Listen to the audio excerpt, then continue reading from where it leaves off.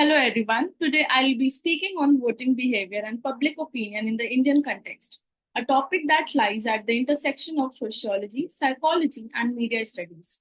As India is the world's largest democracy, understanding how and why Indians vote the way they do offers incredible insights into the democratic process itself. Introduction to voting behavior. So, what exactly is voting behavior? It refers to the study of how individuals form political preferences and how these translate into electoral choices.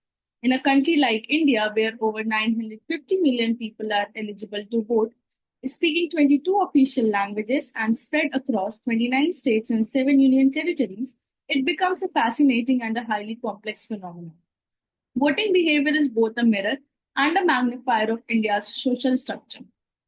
If we talk about the theoretical framework, the sociological model emphasizes on how caste, religion, and community networks shape voting, something we see clearly in India. The psychological model from the Michigan School focuses on emotional attachments to parties. Think of traditional Congress loyalists in rural Rajasthan.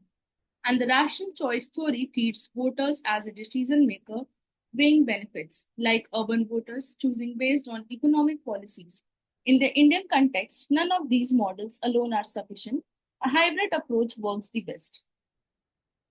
Let's track the historical evolution. In the 1950s to 70s, the Congress Party benefited from the legacy of the freedom struggle. Voting was idealistic and nation building oriented. By the 1980s and 90s, we saw the Mandal Commission and the rise of caste based parties like the Samajwadi Party and the Bahujan Samaj Party. In the 2000s, with the rise of the internet and urbanization, voting patterns became more individualistic and media driven. So the shift has been from collective identities to personal aspirations, at least in some urban areas. Now let's break down the key factors that influence voting. Caste and religion remain major influences. For example, in Uttar Pradesh, caste alignment still dictate the success of parties like the BJP, SP, and BSP. Economic class. Urban middle class voters in Bengaluru are more likely to vote based on infrastructure or employment issues, while rural voters in Bihar may be more responsive to schemes like the PM Awas Yojana or the Jan Dhan Yojana. If we talk about gender, a very interesting shift is happening here. In 2019, the turnout of women surpassed men in 13 states, indicating rising political engagement and agency.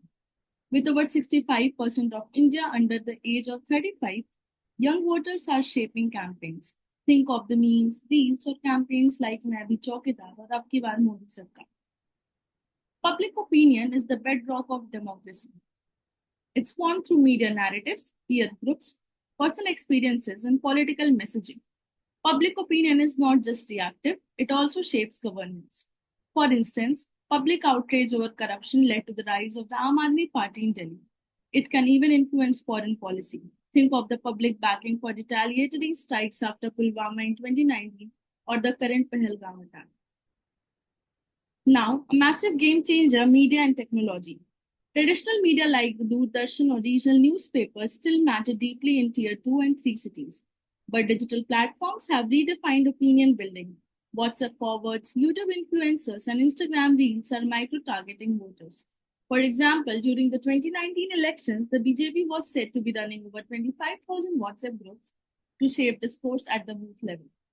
This also introduces new threats like fake news and algorithmic echo chambers. Let's zoom into two major elections. In 2014, the public opinion turned sharply against the Congress-led UPA due to corruption scandals. The BJP, led by the Narendra Modi, successfully pitched Sabka Saath, Sabka Vikas and a promise of development. In 2019, after the Pulwama attack, the narrative shifted to national security and strong leadership.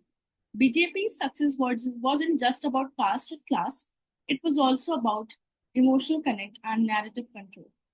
These two elections shows that Indian voters are not just passive recipients, but active participants in shaping national discourse, and even the 2024 elections said it.